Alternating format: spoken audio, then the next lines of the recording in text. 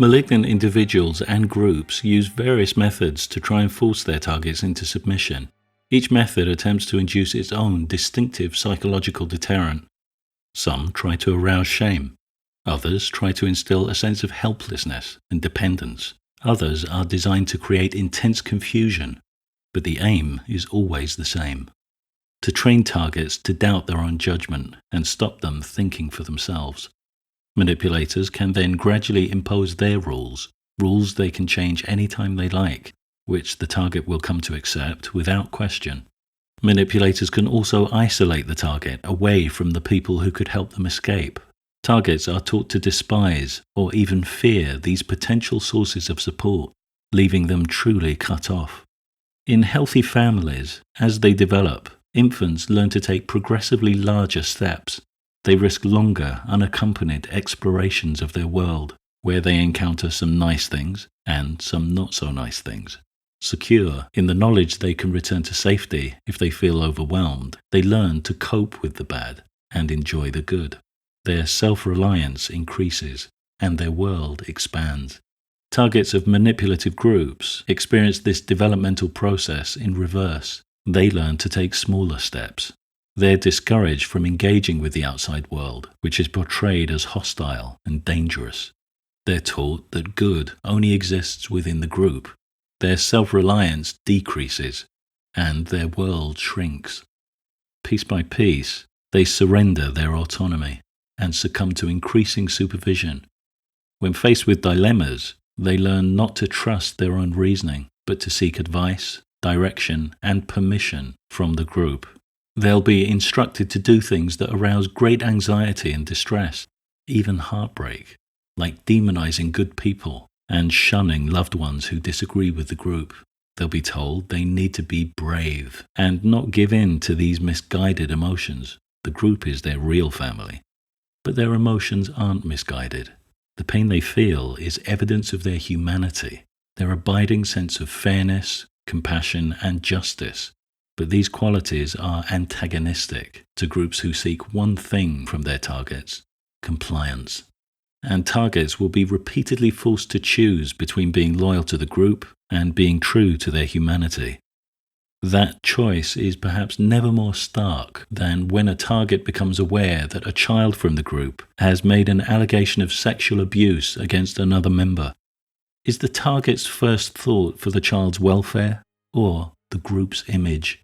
Their answer will provide a gauge of their humanity. I want to look at a historical case and a current ongoing case of manipulative groups that have tried to conceal abuse. And I want to celebrate the genuinely brave individuals who've worked to expose them.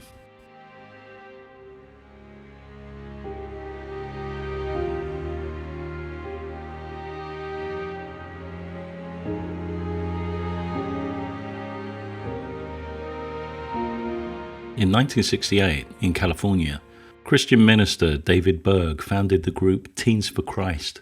It would later become known as the Children of God, the Family of Love, and finally its current name, the Family International. Presenting himself as a fatherly prophet, Berg predicted the world would end in 1993 and pressed followers into full-time evangelizing to claim as many souls as possible. Children were frequently sent to restaurants and businesses to sing songs and share their faith. Followers lived in communes called colonies, and life in the group was strictly regimented, with rules on everything from hairstyles to drink consumption to toilet paper. Anyone who questioned Berg's ideas was severely reprimanded.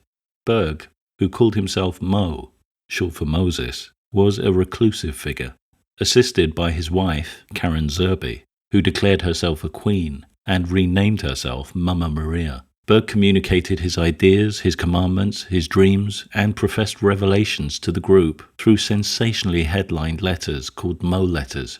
These included frequent tirades against people in the outside world, labeled systemites. Most strikingly, the Mo letters were saturated with descriptions and illustrations of sex, including depictions of Berg being seduced by children. History has shown that self-styled divine prophets create gods in their own images. David Berg's doctrines reflected his own sexual compulsions. He distilled Christian scripture down to one rule, called the law of love. As long as it was done in love, Berg claimed it kept their God's law of love. Berg used this doctrine to endorse sex with virtually anyone, as long as it was done in love, including children and relatives. He called it sharing, and only male same-sex partners were forbidden.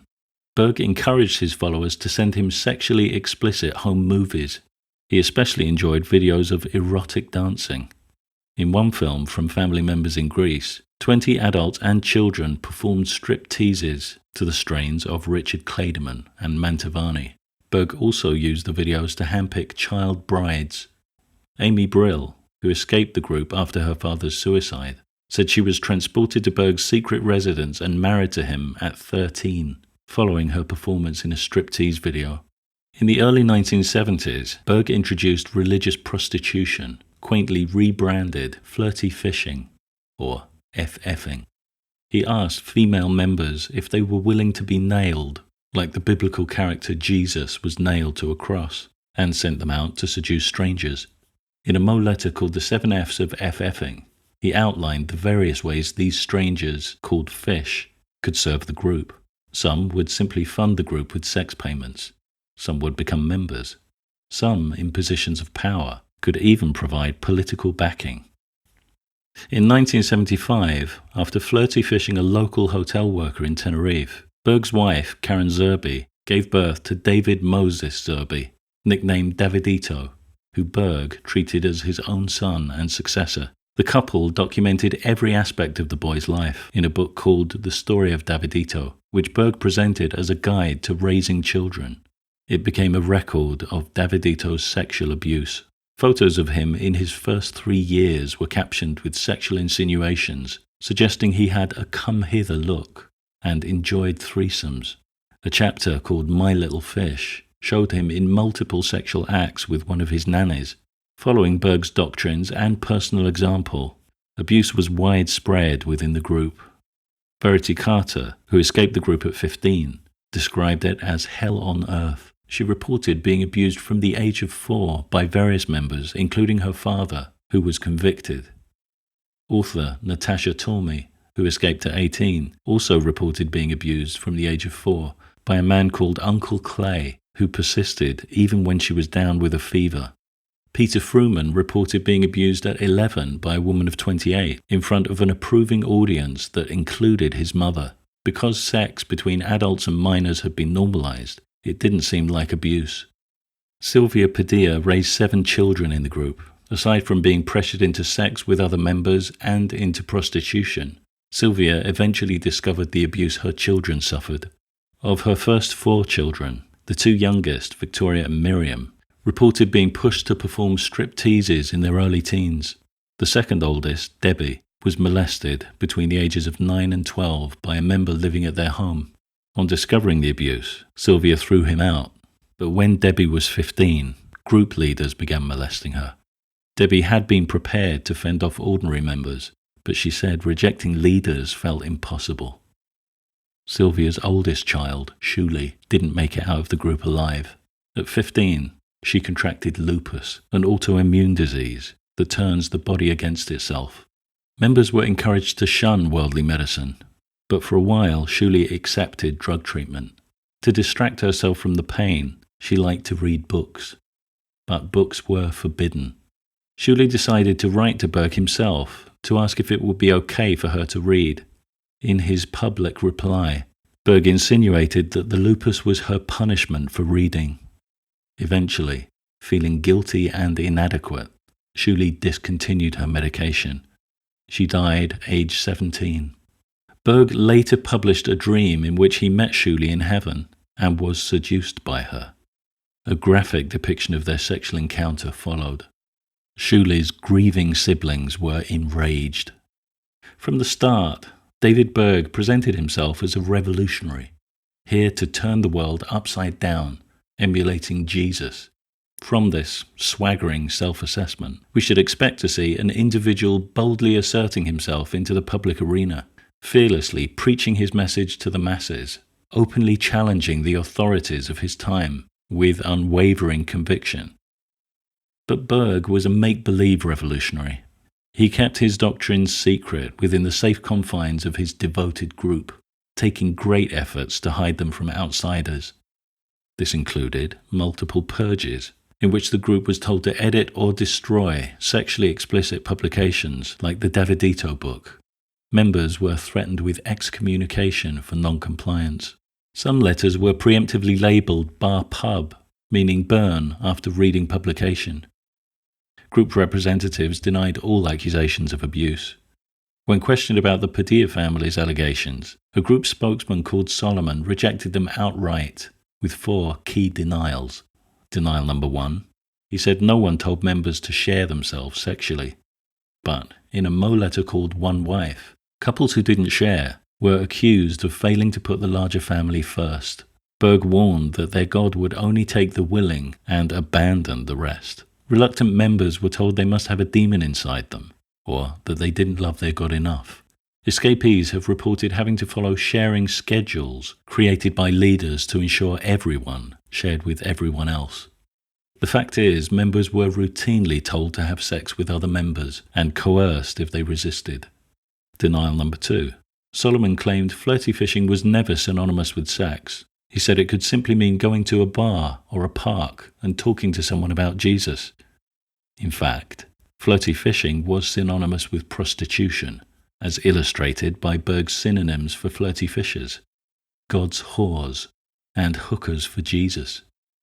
Denial number 3. Solomon said the group hadn't produced pornography and claimed no knowledge of any videos dedicated to Berg. In a 1995 court hearing, the group made the same denial under divine oath. After tapes were produced in evidence, they changed their story, claiming the videos were just intended to instill a positive body image in its members. But the intention was undeniably pornographic. Pornography is defined as forms of media designed to be sexually arousing. In a Mo letter called Glorify God in the Dance, Berg openly stated that he used the videos as a lively accompaniment to sex. Over 30 highly repetitive pages, he then gave detailed instructions regarding what turned him on, restating ad nauseum that dancers should be naked except for a see-through scarf or veil, and should dance in a provocative, tantalizing, teasing way, because stolen peeks and secret looks were more exciting. Finally, we have denial number 4. Solomon said the group didn't believe in sex between minors and adults. In 1989, Berg released an official public denial to that effect, claiming sex with minors was absolutely forbidden. In the body of his statement, Berg cited the much-criticized My Little Fish chapter in the Djeitko book that showed the boy's nanny molesting him. Berg attempted to scapegoat her, claiming the chapter reflected her own personal experience and opinions, and that such intimate relationships between minors and adults had never been encouraged or condoned in the group. But Berg's official encouragement, condonation, and participation was prolific and undeniable. From his repeated justifications in group publications to the child brides he molested, including his own granddaughter, Mary Berg, a brave and inspiring individual who endured unthinkable abuse and became an outspoken critic of the group. Another branch of child molestation in the group was revealed by Anneke and Ron Schieberl, who've helped over 50 individuals escape and acclimatize to the outside world. They reported that they quit the group when leaders told Ron they wanted him to have sex with a 12-year-old to humble her arrogance. Ron refused and threatened action against anyone else who complied. Following Berg's public denouncement of child sex, privately, the approval continued. A secret letter to the group from Karen Zerby revealed their defiant attitude. In it, she stated fondling children was not wrong and did not constitute abuse, and she anticipated a time when the group would take a stand and be truthful about the subject. Some years later, she would see her son, the boy called Djeitko, take a stand of his own. Going by the new name of Ricky Rodriguez, he tracked down and killed one of his abusers, a nanny called Angela Smith, then committed suicide. For David Berg and his representatives, the lies flowed freely, even under divine oath. Many high-control ideological groups teach their members that it's fine to employ deception in certain circumstances. Deception can even become an official policy with its own special name. In Berg's group, it was called Deceivers Yet True. Rules were laid out about what kinds of deception were acceptable. Deceiving other family members was strictly forbidden, as was deceiving for selfish motives, like avoiding punishment for wrongdoings. But non-members, who were considered to be serving the devil, were said to have no right to the truth. As is repeatedly observed in high-control groups, the leadership failed to follow its own rules. Berg had no problem lying to avoid punishment, and was happy to throw other group members under the bus to evade prosecution by authorities.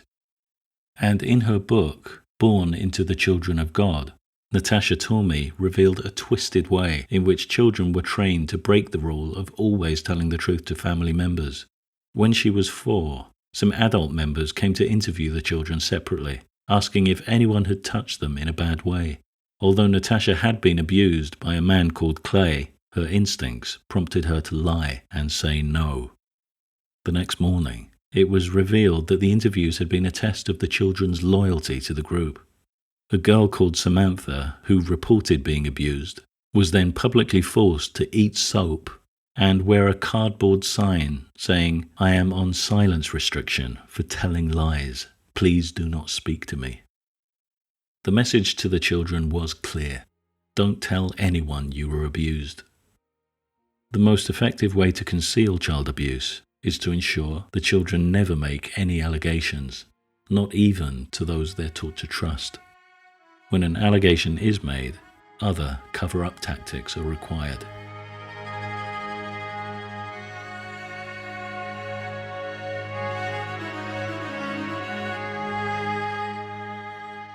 Cover-ups can employ a huge range of strategies, often in combination.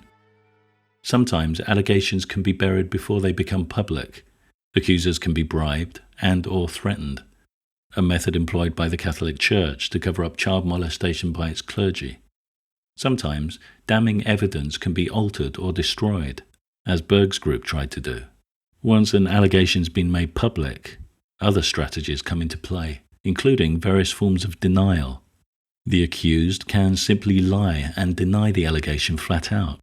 They can deny knowledge or recall of the offence. They can deny that the offence comes within their sphere of responsibility, or that the offence is as serious or far-reaching as their accusers allege. Another strategy is evasion. The accused might try to avoid being questioned, wriggling out of court attendance by claiming illness or bereavement, or even becoming a fugitive, as Berg did, to elude authorities. They might falsely claim some duty of secrecy, which prevents them sharing damning material. In some groups, new members are given different names. This happened with Natacha Tormey's abuser, Clay, who'd been rebaptized to reflect Berg's idea that members should be moldable, like clay on a potter's wheel. Blurring identities can help abusers evade justice. Some defendants choose to go on the offensive with counter-accusations, attacking their accuser's character and motives, claiming their rights are being violated, claiming unfair prejudice, or persecution. Maybe the most slippery strategies are the ones involving misdirection, otherwise known as smoke and mirrors, which direct our attention to the wrong place with misleading or irrelevant information. Angus asks Jeffrey, "Does your church accept corporal punishment for children?" Jeffrey replies, "Our church expects parents to discipline and raise their children." This is misdirection, completely bypassing the central question of corporal punishment by answering an unasked question of Jeffrey's own invention. Meaningless phrases can be used to give a parody of answering while saying nothing. Zara asks Jag, "Does your group have any female leaders?" The truth is, his group doesn't accept female leaders. To try and cover up that truth, he replies, "Women are crucial." This statement is meaningless. It doesn't specify how women are crucial, but Jag hopes this deflection will sound affirmative enough to stop the awkward questions. Later, if the truth comes out, he can truthfully say he didn't lie. But what he can't truthfully say is that he didn't intend to deceive. Defendants can misdirect by using misleading, unrepresentative examples. Children of God spokesman Solomon did this when he downplayed flirty fishing as a conversation about Jesus in a park. And, like Berg did with Davidito's nanny, scapegoats can be offered up to direct attention away from the guilty. Even if the guilty party is forced to admit to some wrongdoing, the cover-up can continue. To get the authorities off their backs, abusive groups will sometimes fake interest in reformation. They'll promise to consider the recommendations of official judicial panels and undertake to introduce new safeguards. But it's just word games. There is no intention to change, and the abuse will go on. A number of these tactics have been repeatedly used by senior Jehovah's Witnesses to try and cover up hundreds of cases of child molestation within their organization, and the doctrines that have helped to perpetuate that abuse.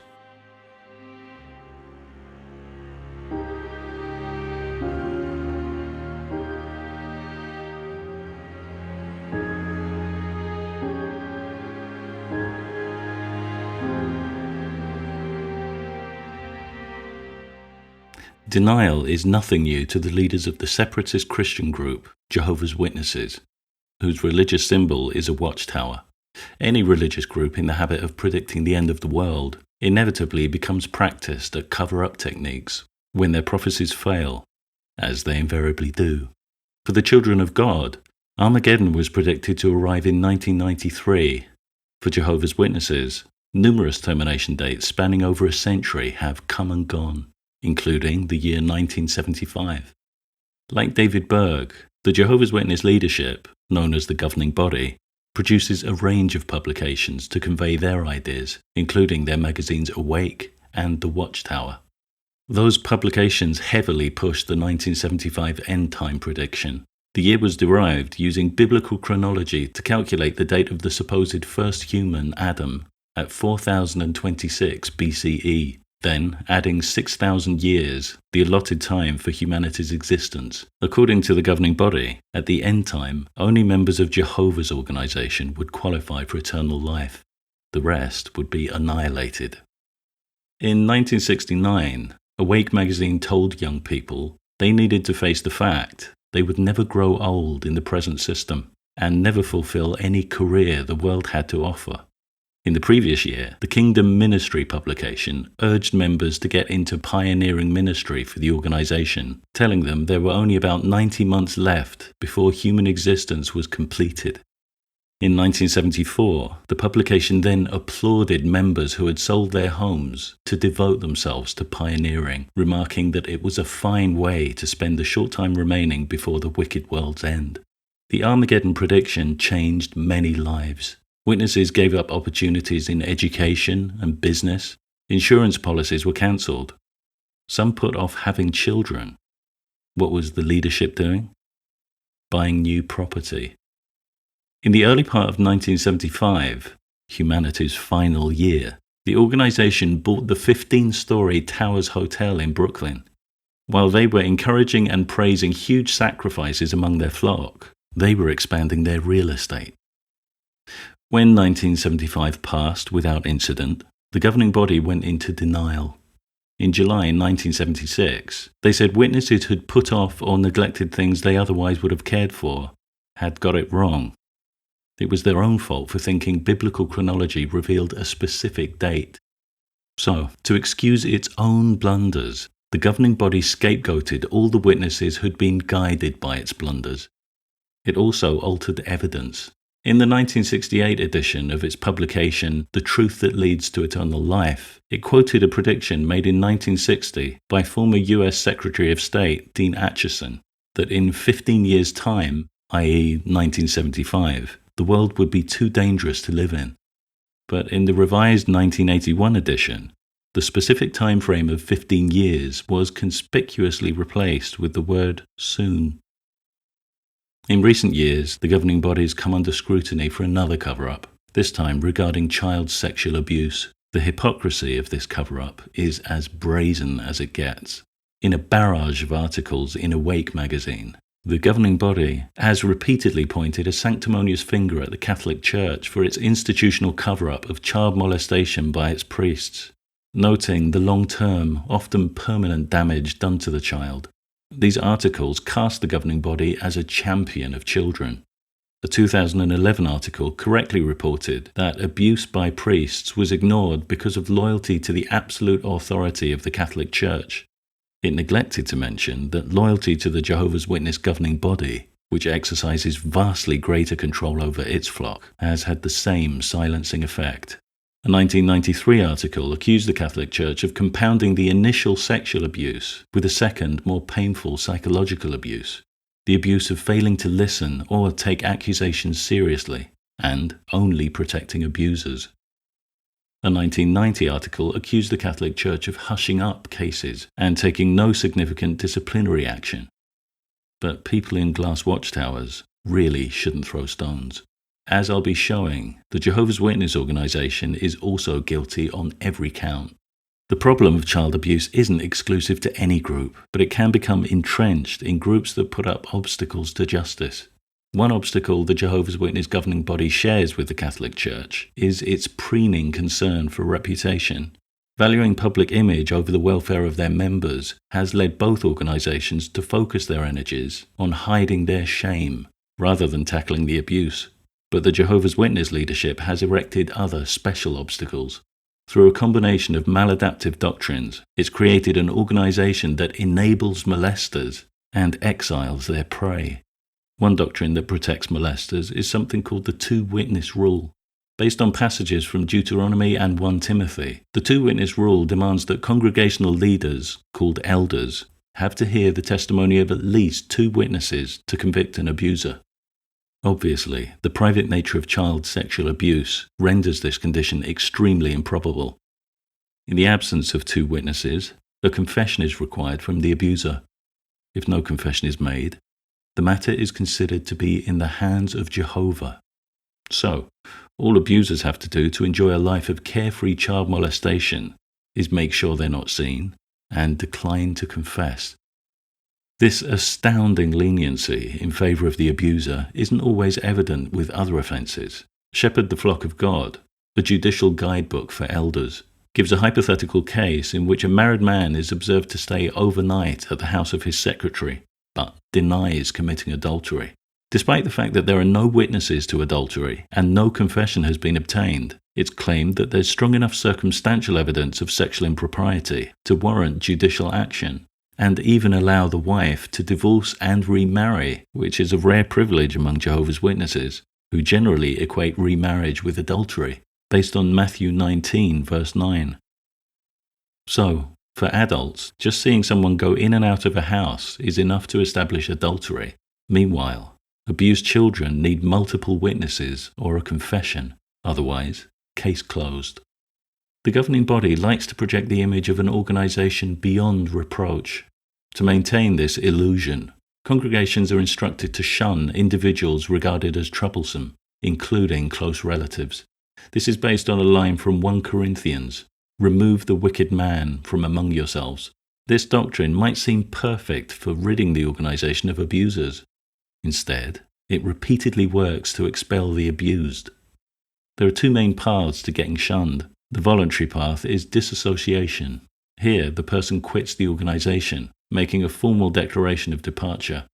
They'll then be treated as if they no longer exist. The involuntary path is disfellowshipping. Here, the organization expels and shuns individuals who are deemed unrepentantly guilty of wicked deeds. These include offenses like theft and assault, but also extend to the following: artificial insemination by donor, which is equated with adultery, celebrating Christmas or participating in interfaith activities, smoking or selling tobacco, professional boxing, failure to abstain from blood transfusions, and associating with disfellowshipped individuals. Another offence is causing divisions, which can be applied to anyone who challenges or criticizes the governing body. Disassociation and disfellowshipping both favour the molester. When their abuser's guilt is left in Jehovah's hands, children face the prospect of risking ongoing re-traumatization by remaining in congregations that protect their abusers. Inevitably, some children will feel driven to dissociate. For the abuser, there's no incentive to disassociate.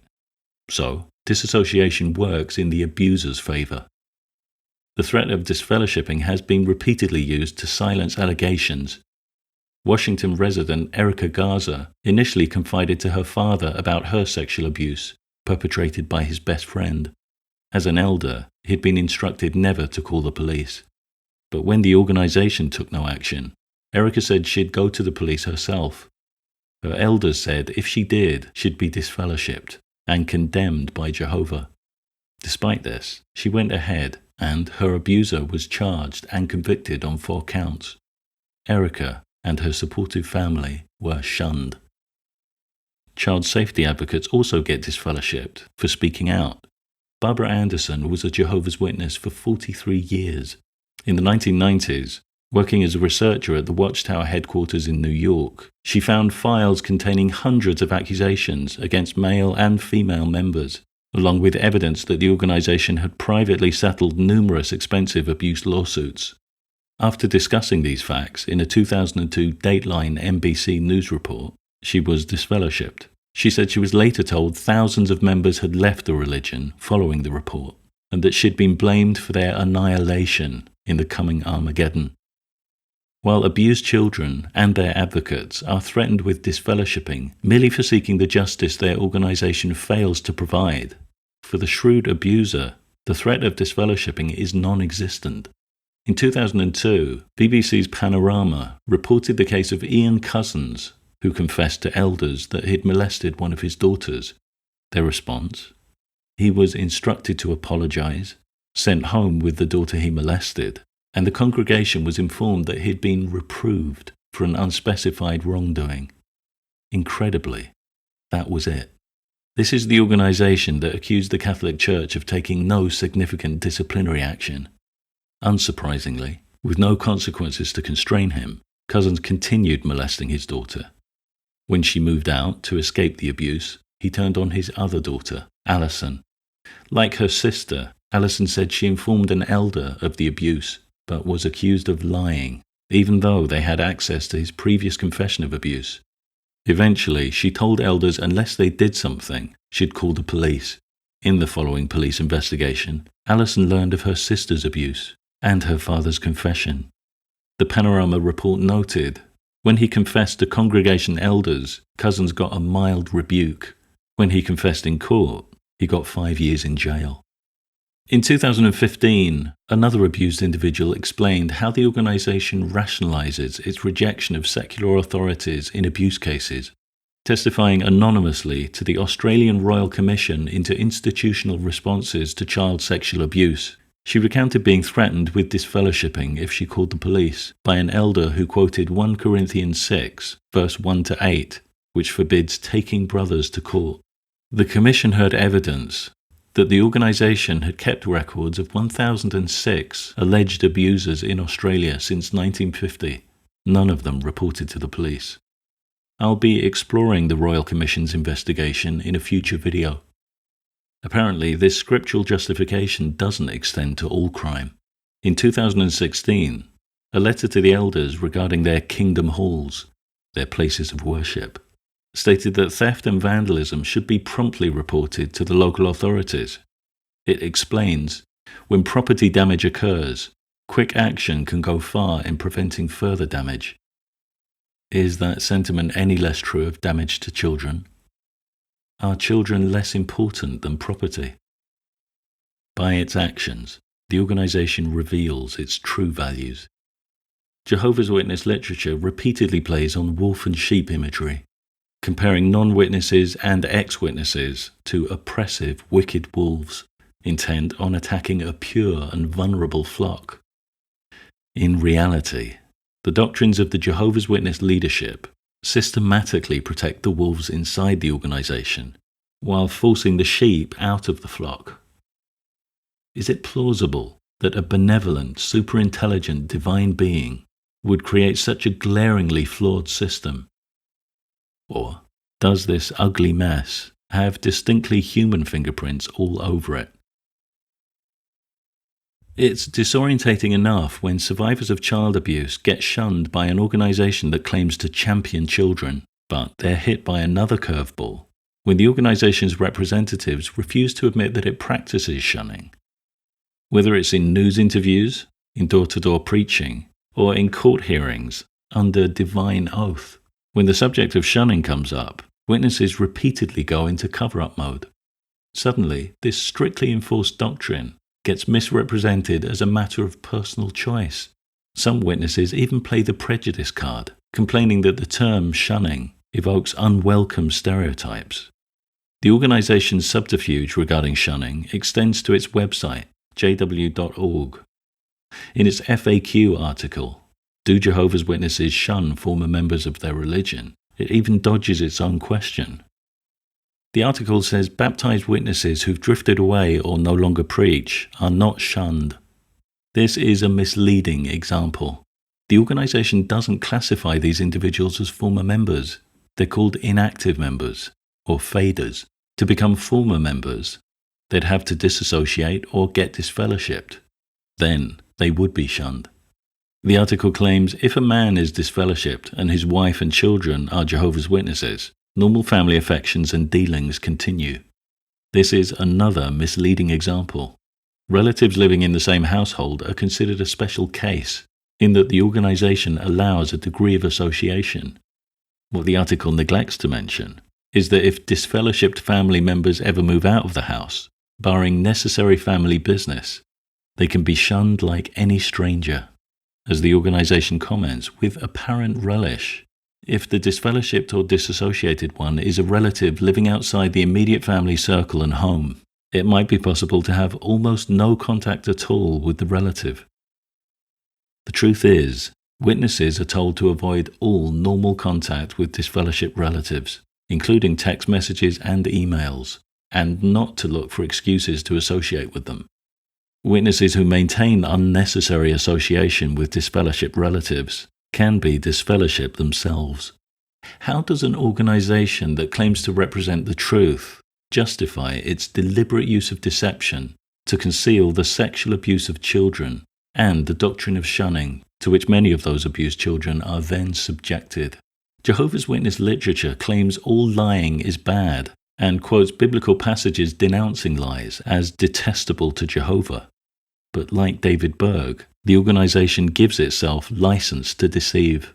Just as Berg had his deceivers yet true doctrine, the Jehovah's Witness governing body has its own version, called theocratic war strategy, or theocratic warfare. Like Berg's doctrine, it strictly forbids lying to fellow members. Like Berg's doctrine, it denounces lying for selfish motives. And like Berg's doctrine, it asserts that non-members are not entitled to the truth. Putting these two groups side by side highlights the perversity of these doctrines.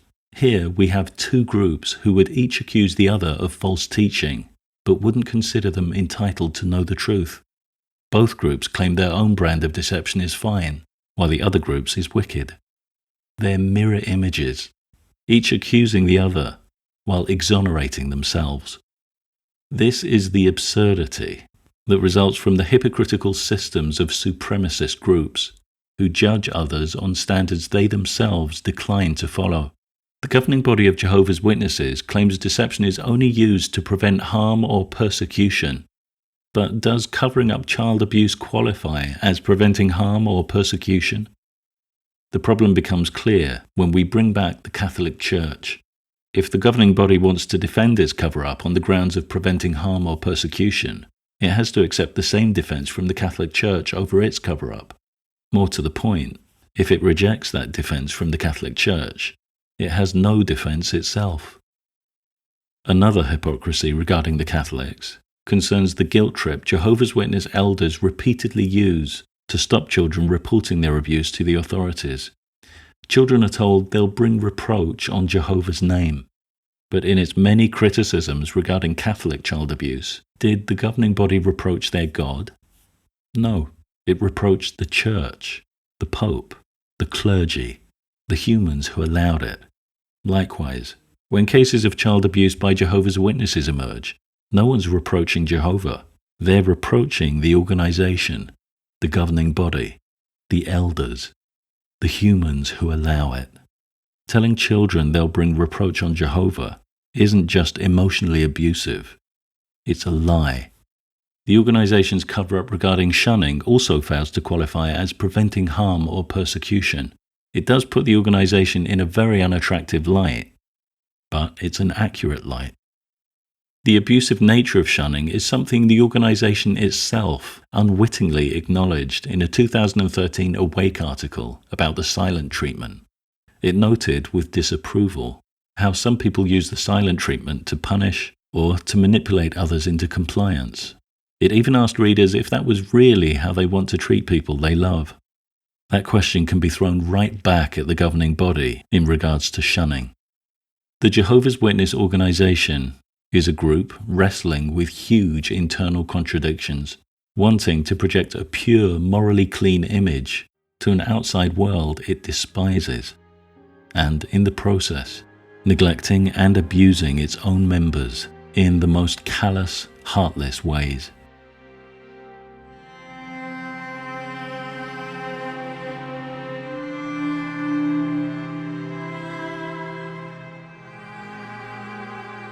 The biblical passage, Matthew 7, verse 16, says, "By their fruits you will recognize them." The Jehovah's Witness leadership claims that its organization's authenticity can be recognized by its fruits.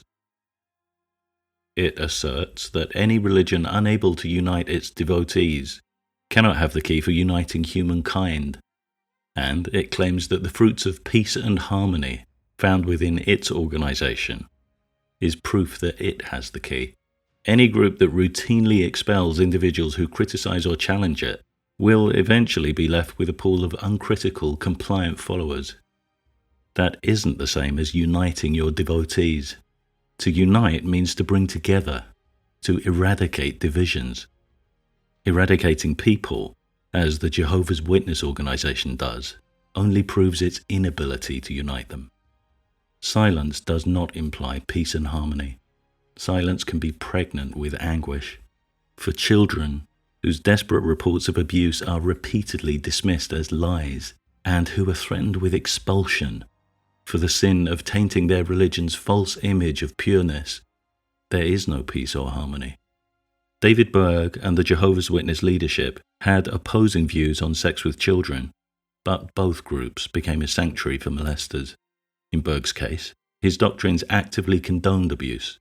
In the case of the Jehovah's Witness leadership, even though it denounces abuse, its maladaptive doctrines work to perpetuate it by silencing abused individuals and their advocates, and teaching smart abusers that by simply uttering an apology, they can avoid all consequences and continue their molesting. In any healthy group, dangerously flawed procedures are acknowledged and urgently corrected. But in groups that claim timeless divine authority, flaws are preserved in the formaldehyde of faith. Many individuals abused in dogmatic groups like Berg's family and the Jehovah's Witness organization have been amazed at the warmth, care, and support they've received from the outside world, a world whose inhabitants they've been taught to demonize. It's an eye-opening contrast to the cold, defensive, often accusing treatment they received in their former group. By their fruits, we will recognize the true natures of groups. The genuinely benevolent ones won't be found concealing abuse.